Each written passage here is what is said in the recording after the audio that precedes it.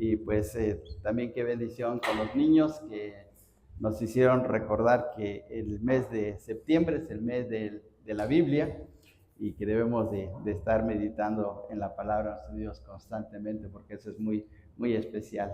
Bueno, hermanos, también considerando que hoy celebramos el Día del Diácono, pues la meditación de la palabra del Señor va a estar basada precisamente acerca de este ministerio tan especial, y el título del mensaje de esta mañana es el ministerio de servir. El ministerio de servir. Tan importante es este ministerio, hermanos, que en la primera carta a Timoteo, capítulo 3, el apóstol Pablo menciona los requisitos de los diáconos. En la carta a los Filipenses, en el capítulo 1, versículo 1, se menciona que dentro de la organización de la iglesia de Filipos estaban los pastores y los diáconos. En el libro de los Hechos, capítulo 6, está la institución de los diáconos y la razón de por qué existe este ministerio. Y los capítulos 7 y 8 y luego hasta el 30, hasta el 21 del libro de los Hechos, los capítulos 7, 8 y luego 21 menciona acerca del trabajo de dos diáconos muy especiales. Así es que la Biblia, el Nuevo Testamento especialmente, habla acerca de su importancia, habla acerca de que es parte de la organización y del llamado sobre todo de Dios para el servicio hacia Él dentro de su iglesia. Así es que les invito, hermanos, que vayamos al libro de los Hechos en el capítulo 6 para que veamos acerca de cómo se originó este ministerio. En Hechos capítulo 6 encontramos, hermanos, que por primera vez en la iglesia, y esto es propiamente en la iglesia de Jerusalén, pues resulta que apareció una necesidad muy grande, un asunto muy grande, un problema que estaba con afectar la armonía, la comunión de la iglesia, y entonces fue necesario hacer el nombramiento de estos hermanos. Veamos el capítulo 6 de Hechos, versículos del 1 hasta el 7, y les invito a que ustedes sigan en silencio la lectura de la palabra del Señor. Dice así: en aquellos días, como creciera el número de los discípulos, hubo murmuración de los griegos contra los hebreos de que las viudas de aquellos eran desatendidas en la distribución diaria. Entonces los 12 convocaron a la multitud de los discípulos y dijeron: no es justo que nosotros dejemos la palabra de Dios para servir a las mesas. Buscad pues, hermanos, de entre vosotros a 7 varones de buen testimonio, llenos del Espíritu Santo y de sabiduría, a quienes encarguemos de este trabajo. Y nosotros persistiremos en la oración y en el ministerio de la palabra. Agradó la propuesta a toda la multitud y eligieron a Esteban, varón lleno de fe y del Espíritu Santo, a Felipe, a Prócoro, a Nicanor, a Timón, a Parmenas y a Nicolás, prosélito de Antioquía, los cuales presentaron ante los apóstoles, quienes orando les impusieron las manos. Y crecía la palabra del Señor y el número de los discípulos se multiplicaba grandemente en Jerusalén. También muchos de los sacerdotes obedecían a la fe. Así puestos, así sentados, vamos a orar y pedir la dirección a nuestro Dios. Padre, te damos muchas gracias, porque al meditar tu palabra encontramos el alimento, encontramos la dirección, la guía, la fortaleza, lo que necesitamos para el crecimiento de nuestra vida espiritual. Y rogamos, Señor, que a través de tu Santo Espíritu tú seas el que hable a nuestros corazones. Ayúdanos a crecer, a madurar, a perseverar dentro de tu obra, Señor, y siguiendo las instrucciones y las enseñanzas preciosas y eternas de tu palabra. Gracias, Señor, por esta mañana. Gracias porque nos has reunido como iglesia para adorarte, para celebrar tu bendito nombre y también para que seamos edificados a fin de poder ser partícipes dentro de tu obra. Gracias, Señor, porque eres bueno. En Cristo Jesús. Amén. La palabra diácono no aparece aquí en este pasaje. No aparece, pero fueron escogidos precisamente para esta labor de ser diáconos. ¿Dónde aparece la palabra diácono? Bueno, pues por favor vayamos hasta Filipenses capítulo 1 y versículo 1. Filipenses capítulo 1, allá adelantito, para ir viendo acerca de esta enseñanza y de este ordenamiento de parte del Señor en su palabra. Y en Filipenses capítulo 1, versículo 1 dice de la siguiente manera: Pablo y Timoteo, siervos de Jesucristo, a todos los santos en Cristo Jesús que están en Filipos. En estas palabras, el apóstol Pablo está escribiendo a la iglesia de Filipos. Fíjense bien, hermanos, dice otra vez, Pablo y Timoteo, siervos de Jesucristo, a todos los santos. ¿Quiénes son los santos? Los creyentes, los hermanos en la fe. A todos los santos en Cristo Jesús que están en Filipos, es decir, a la congregación que está en la ciudad de Filipos, con los, y ahí viene la posición de los obispos, que son los pastores, y los diáconos. Acá dice con los obispos y diáconos. Aquí aparece entonces la palabra diáconos. Bien, ahora por favor vayamos hasta 1 de Timoteo capítulo 3, por favor. Vayamos hasta 1 de Timoteo capítulo 3. Y en el versículo 8 del capítulo 3, dice la escritura, los diáconos así mismo deben ser, y aquí vienen las instrucciones, aquí vienen las recomendaciones, aquí vienen las cualidades que deben de reunir nuestros hermanos. Pero Pablo está mencionando, el apóstol Pablo, bajo la dirección del Espíritu Santo, escribiéndole la carta a Timoteo, dice los diáconos. Entonces aparecen estos hermanos. Entonces, hermanos, dentro de la iglesia se reconoce el trabajo de los diáconos. Y es parte de la estructura, es parte de la administración, de la labor que se lleva a cabo dentro de la obra del Señor en la iglesia. Entonces, es importante tomar en consideración esto. Ahora, veamos por favor, regresando otra vez a Hechos capítulo 6, encontramos que existe una tremenda necesidad y también existe una diferenciación, es decir, existe una determinación del ministerio de los diáconos y una determinación del ministerio que estaban llevando los apóstoles. Por favor, en el versículo 1 del capítulo 6, dice, en aquellos días, como creciera el número de los discípulos. Para ese momento, la iglesia tenía aproximadamente 10,000 miembros. Imagínense una iglesia de 10,000 miembros. En el mensaje del apóstol Pedro, en el capítulo 2 de Hechos, se convirtieron 3,000. Más adelante, en el capítulo 4, se convirtieron 5,000.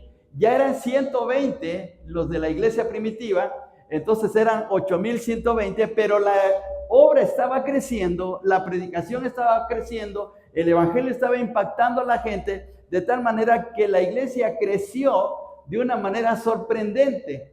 Y por eso dice en el primer renglón de este versículo, que en aquellos días como creciera el número de los discípulos. Entonces había mucho trabajo en la iglesia. Imagínense el trabajo para una iglesia de 10,000 miembros.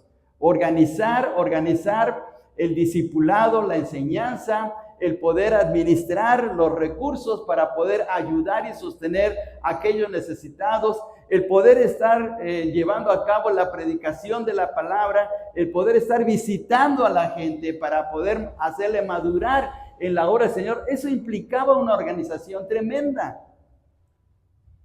La iglesia no estaba creciendo de forma desordenada, estaba creciendo de una manera correcta bajo la sabiduría de Dios, pero llegó un punto en que los apóstoles, los 12 apóstoles que estaban llevando las riendas, voy a usar esas palabras, las riendas de la iglesia de Jerusalén, ya no podían con todo el trabajo, ya no podían hacer todo.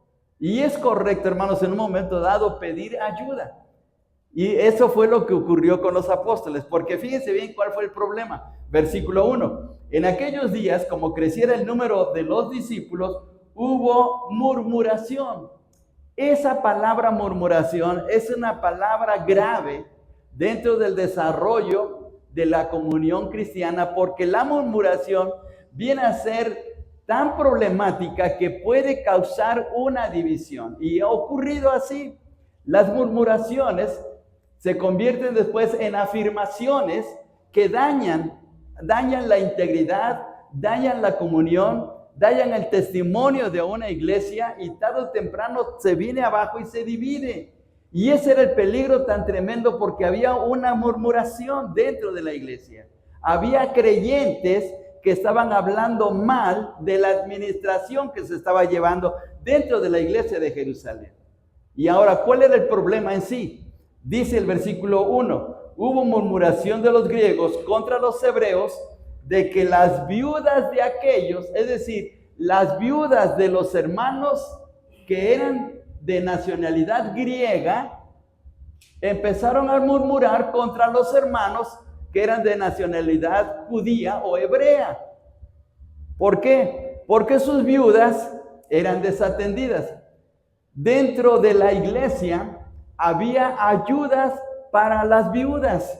Fijémonos, por favor, vamos al capítulo 4. Vamos al capítulo 4 del libro de los Hechos para poder darnos cuenta qué estaba sucediendo dentro de la iglesia de Jerusalén. Versículo 34. Hechos 4, versículo 34, para que nos demos cuenta de la situación. Hechos 4:34. Así que no había entre ellos ningún necesitado, porque todos los que poseían heredades o casas las vendían y traían el precio de lo vendido. Ahora veamos el versículo 35. Y lo ponían a los pies de los apóstoles. ¿Qué significa la frase ponerlo a los pies de los apóstoles? Significa que lo ponían bajo la administración de ellos. Un hermano tenía un terreno, tenía una propiedad, tenía una casa, y en ese tiempo la vendía, o la vendió, mejor dicho, vendió la propiedad y el dinero recabado lo trajo a los pies de los apóstoles, es decir, bajo la administración de los apóstoles. Vamos a poner un ejemplo. Vendió el terreno en 100,000 pesos, un ejemplo. Lo vendió en 100,000 pesos, pues traía los 100,000 pesos y le decía a los apóstoles, hermanos, aquí está este dinero, acabo de vender una casa y utilícenlo para la obra del Señor. Entonces, fíjense bien lo que estaba ocurriendo. Era una cosa revolucionaria, era una cosa de verdad tremenda, porque los hermanos se estaban desprendiendo de sus propiedades para poder ayudar a la gente necesitada. Dice otra vez, versículo 34, regresamos otra vez para ver bien el contexto. Así que no había entre ellos ningún necesitado, porque todos los que poseían heredades o casas, ¿qué cosa hacían? Las vendían. Mire qué desprendimiento de los hermanos. Mire, pues qué bendición, por ejemplo, en este caso, a lo que acabamos de mencionar hace un momento, que la familia Urbina, la hermana Emma, que fue miembro de nuestra iglesia, y Johnny, que es miembro de nuestra iglesia, y sus hijas, que son creyentes, se han desprendido de una propiedad para que hagamos la obra de nuestro Dios. Ahora, no es tan fácil desprenderse de una propiedad, hermanos. ¿Usted vendería su casa? Preguntémonos, ¿venderíamos nuestras propiedades para la obra de nuestro Dios? No tan fácilmente, hermanos, no tan fácilmente. Pero aquí estos hermanos, se desprendieron. Fue tan impactante el mensaje del evangelio que dijeron, tenemos lo mejor. Tenemos mucho más que las propiedades materiales. Así es que, pues, ahí están. Sigamos leyendo, versículo 35. Y lo ponían a los pies de los apóstoles y se repartían cada uno según su necesidad. De tal manera que había una situación muy especial en la iglesia que no se permitía que hubiese necesitados. Si algún hermano no tenía comida, no tenía el sustento necesario, había perdido el trabajo, estaba en una situación económica difícil, pues los hermanos de la iglesia le ayudaban precisamente de lo que estaban recolectando o recabando de la venta de esas propiedades. Y miren, dice el texto claramente en el versículo 35, y lo ponían a los pies de los apóstoles y se repartía cada uno según su necesidad. Entonces se les daba conforme a sus necesidades. Ahora, ¿quién hacía todo este trabajo?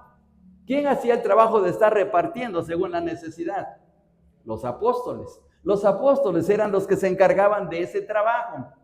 Pero como creciera la iglesia, volviendo otra vez al capítulo 6, como creciera la iglesia, llegó al punto en que los apóstoles ya no podían estar predicando, estar orando, estar visitando, estar llevando el mensaje a los hogares, a la gente, a las plazas, al templo. Ya no podían con todo eso, ¿sí? Hay quienes piensan, hermanos, que en el ministerio, el pastor, los misioneros, los que se dedican a la obra del Señor, pues se la pasan bien tranquilos, parece como si estuvieran de vacaciones, hermanos. No es cierto. No es cierto, hermanos. Hay tantas cosas que hacer. Hay tantas cosas por desarrollar semana tras semana. Se nos va el tiempo, hermanos, en una semana. Cuando nos damos cuenta, ya es el día domingo. ¿Sí? Y quisiéramos que la semana se alargara, pero no es así. Y hay tantas cosas que hacer. Uno a veces se queda frustrado, debí visitar a este hermano, esta familia, debí estar haciendo esto, el otro, y se queda uno frustrado porque nos gana el tiempo. Y lo mismo ocurrió con los apóstoles. Dice otra vez, por favor, vamos al capítulo 6 del libro de los Hechos.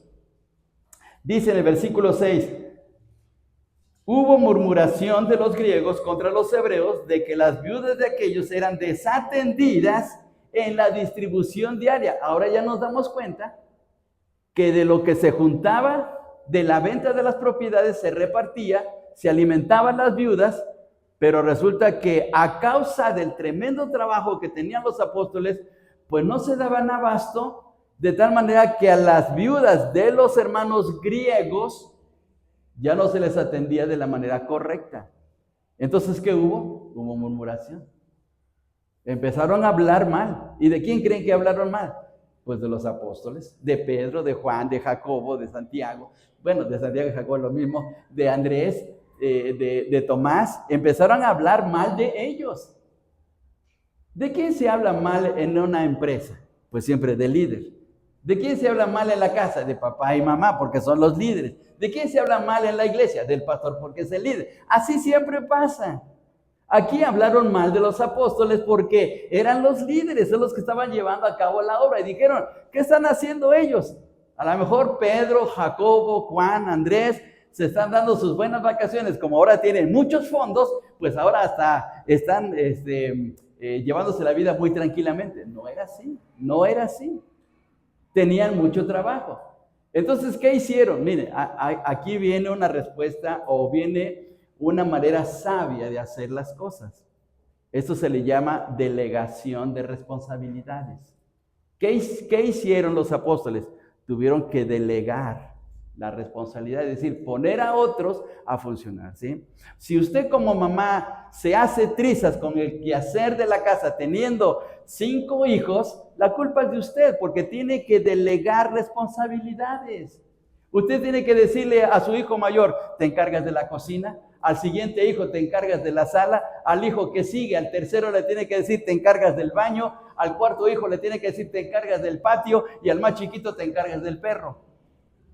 Y así tiene que estar delegando. Cuando no delegamos responsabilidades, por eso nos hacemos trizas, nos llenamos de depresión, nos enojamos y echamos a perder las cosas, ¿sí? Y empezamos a enojarnos.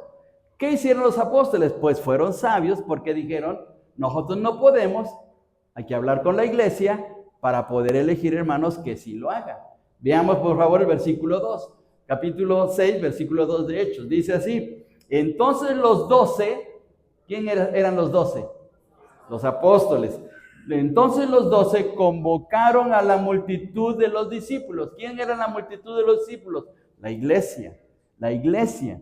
Convocaron a la multitud de los creyentes y dijeron, no es justo que nosotros dejemos la palabra de Dios para servir a las mesas. ¿Qué era servir las mesas? La distribución de los bienes, la distribución de las cosas o de la economía para aquellas viudas que estaban necesitadas.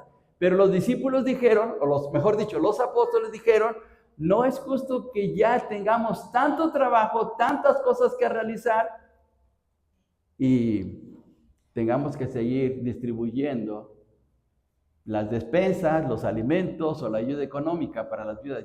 Ya no podemos, ¿sí?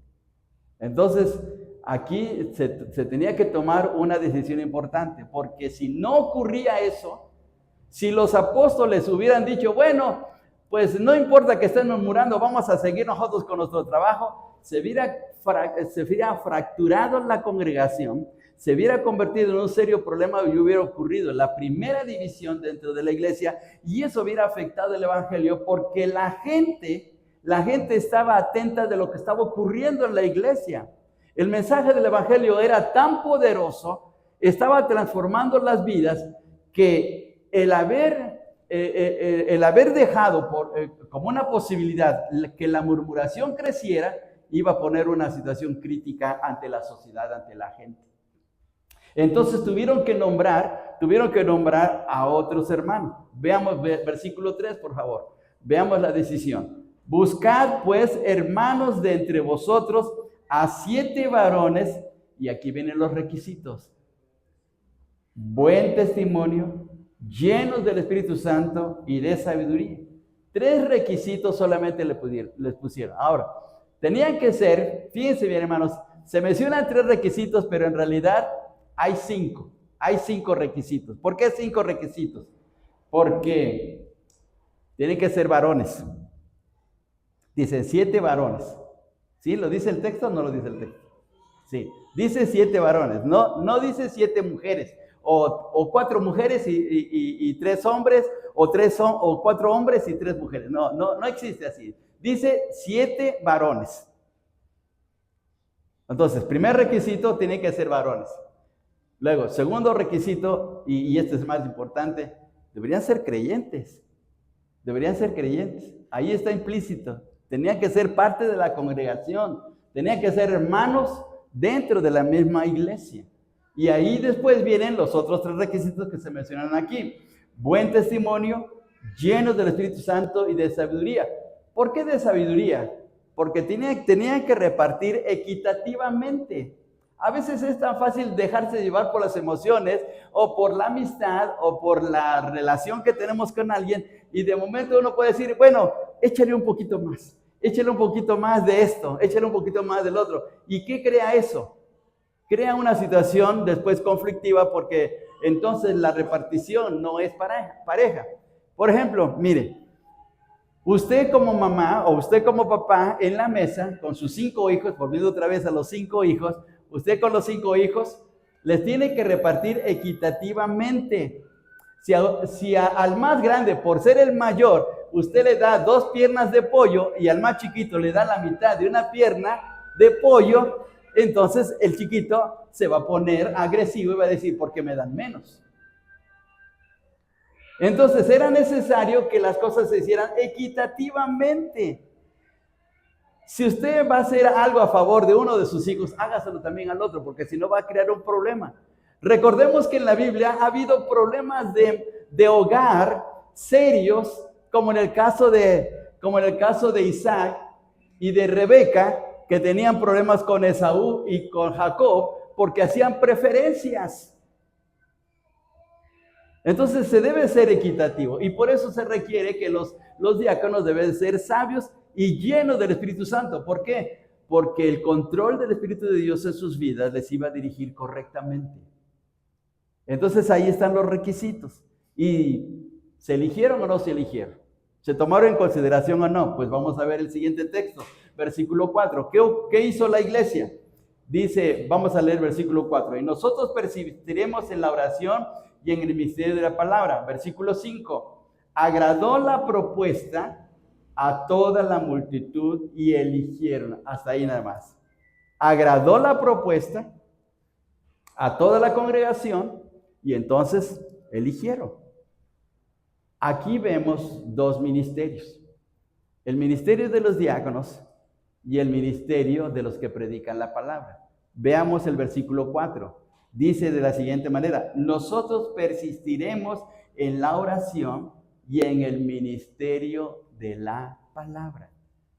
Debe haber hermanos dedicados a la exposición, dedicación de la palabra, la enseñanza, para que de esta manera seamos fortalecidos, animados, guiados, hasta en un momento dado disciplinados en nuestra vida espiritual, a fin de hacer lo correcto delante de nuestro Dios. Y por otro lado está el ministerio de los diáconos para poder hacer lo que les corresponde dentro de la administración de la iglesia. Entonces aquí hay 2 ministerios dentro de la iglesia. El ministerio de la palabra, que los apóstoles estaban llevando en ese momento, y después los diáconos, que se encargaban de la distribución de los bienes para las viudas o del servicio para las mesas, como se menciona aquí. La palabra diácono, hermanos, la palabra diácono significa servidor. La palabra diácono significa servidor, es una palabra griega. En cierto sentido, y en un sentido muy generalizado, todos deberíamos de ser servidores, todos deberíamos de servir. Es más, el mismo Señor Jesucristo vino para servir. Él dijo que no vino para ser servido, sino para servir y dar su vida en rescate por muchos. Podríamos pensar que el mejor y más grande diácono fue el mismo Señor Jesús, porque Él vino a servir. Ustedes recuerdan que un día el mismo Señor Jesucristo tomó una bandeja y una toalla, ¿y qué hizo? Le lavó los pies a sus discípulos. Es un acto de servicio. Entonces estaba haciendo como un diácono. Todos deberíamos de ser diáconos. Todos deberíamos de servir en un área, en una situación especial dentro de la iglesia. Hay tantas cosas por hacer. Hay que visitar, hay que orar, hay que animar, hay que estar al tanto de las necesidades de la iglesia, de la obra, hay que estar pendientes de los hermanos que están enfermos, etc. Hay tantas cosas que realizar y podemos hacerlo porque tenemos la capacidad, porque somos hijos de Dios y porque el Espíritu Santo está en nuestros corazones. Pero en forma específica, en forma determinada, dentro de la iglesia hay un grupo de hermanos que se dedican precisamente a la administración de la iglesia. Y en este caso son los diáconos, como se mencionan aquí. Ahora, ¿cuántos eligieron? Eligieron a 7.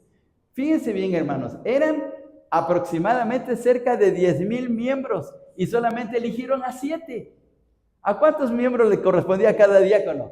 Pues más de 1,000. Más de 1,000. Entonces es algo sorprendente, pero ¿lo hicieron o no lo hicieron?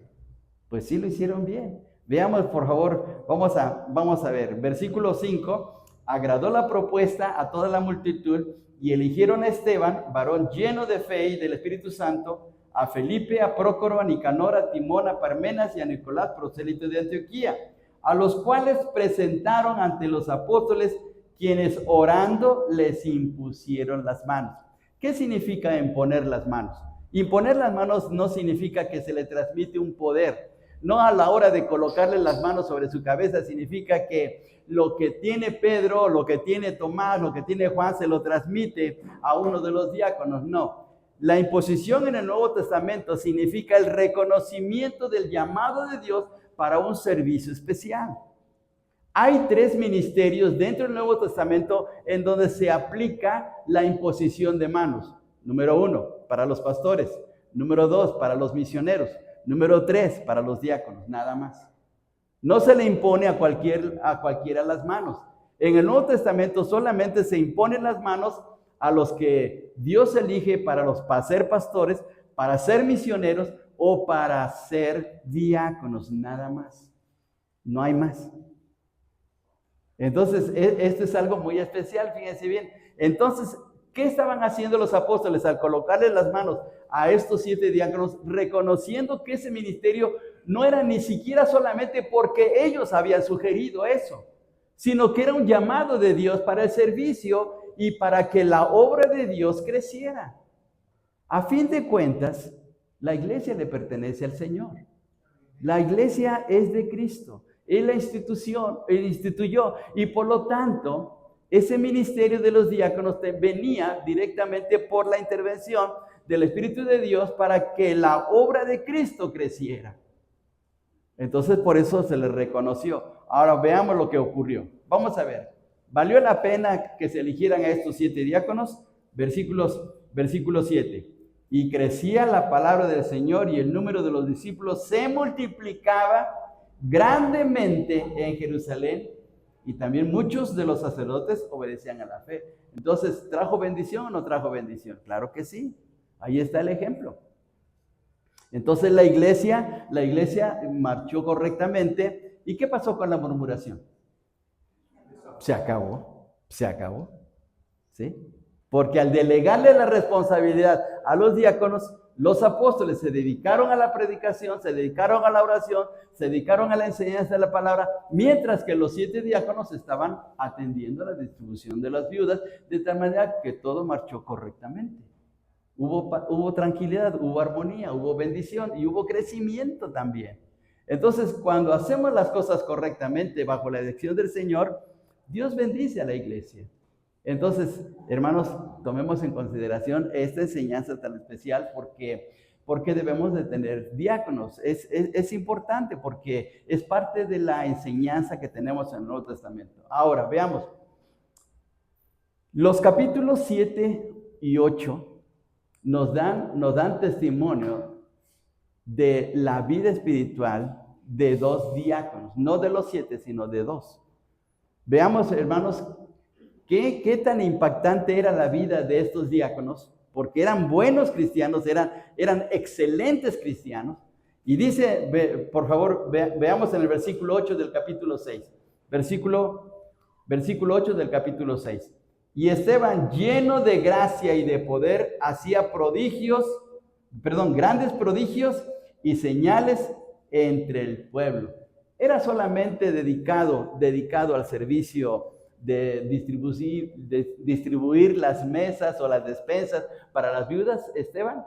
No, también predicaba, también glorificaba a Dios, dando la enseñanza de la palabra de Dios a la gente y hasta haciendo milagros. Fíjese bien, versículo 8, Esteban, lleno de gracia y de poder, hacía grandes prodigios y señales. Dios lo estaba usando poderosamente. Y si ustedes leen el capítulo 7, todo el capítulo 7, se van a dar cuenta que dio un mensaje tan tremendo. Es el primer mensaje de un diácono aquí en la iglesia. Dio un mensaje tan poderoso que le costó la vida. Tan poderoso que le costó la vida. ¿Cómo terminó Esteban? Apedreado. Y fue el primer mártir. Fue el primer mártir de la iglesia.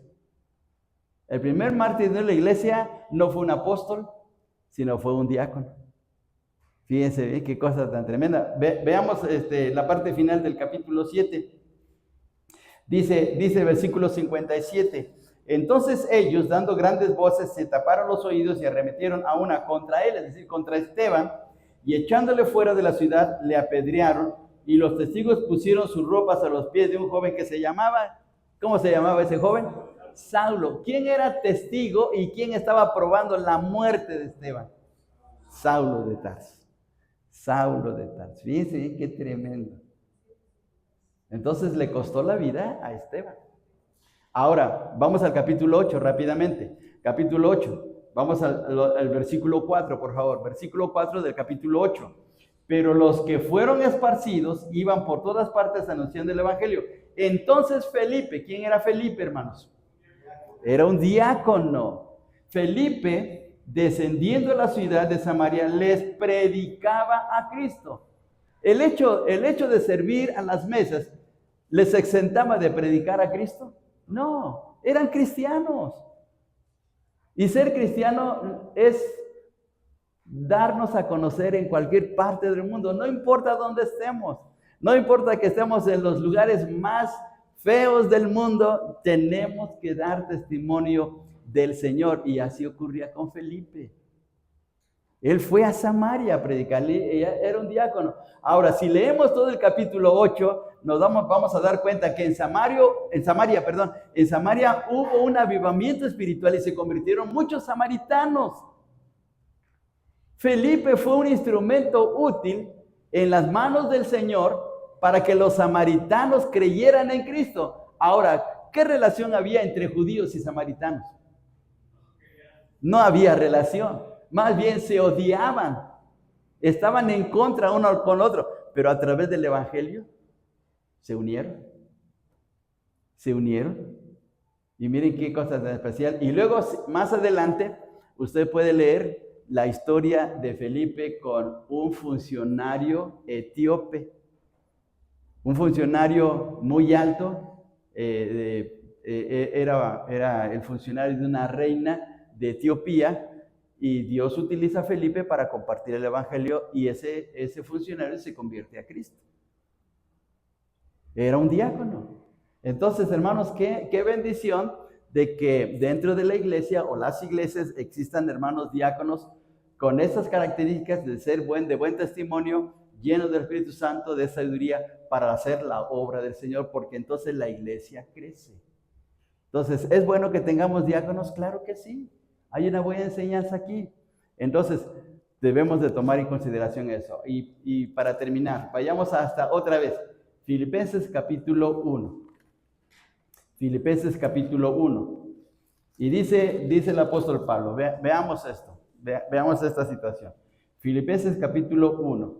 Pablo y Timoteo, siervos de Jesucristo, a todos los santos en Cristo Jesús que están en Filipos con los obispos y diáconos. Entonces, había un grupo de pastores ministrando a la iglesia de Filipos, pero también había un grupo de diáconos dentro de la iglesia de Filipos. Entonces, la iglesia de Jerusalén nos da el ejemplo que tenían hermanos dedicados a la palabra de Dios y hermanos dedicados al servicio, que eran los diáconos. La iglesia de Filipos también nos da el ejemplo de lo mismo.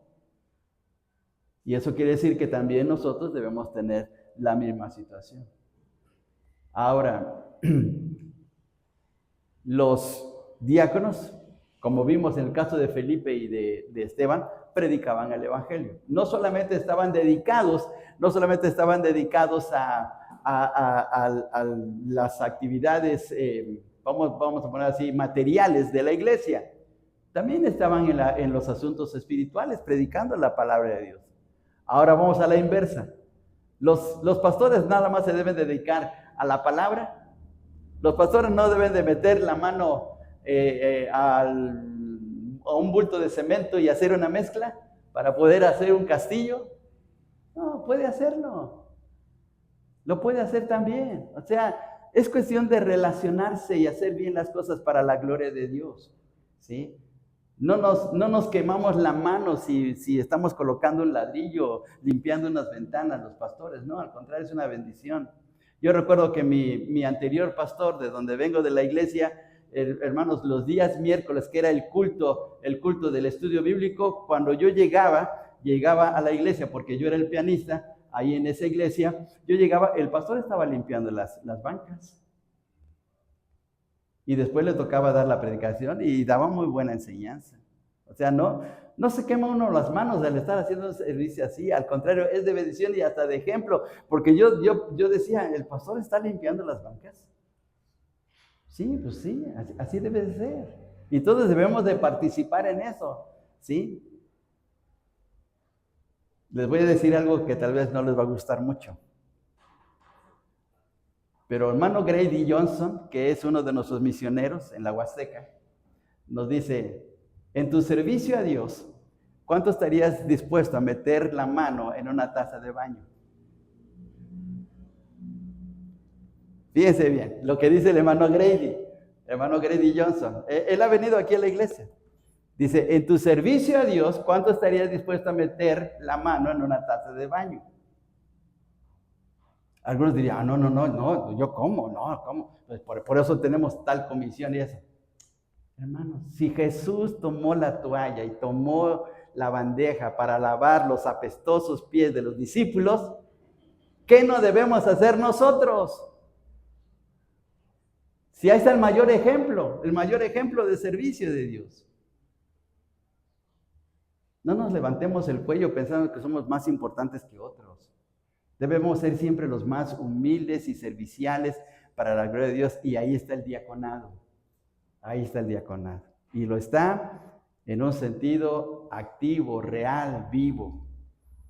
Y nuestros hermanos diáconos vienen entre semana y ahí están arreglando, pintando, viendo las goteras, viendo que las condiciones estén bien, que las lámparas se iluminen correctamente, que las cosas se estén marchando de la manera bien, porque es para que glorifiquemos a nuestro Dios y le demos el lugar.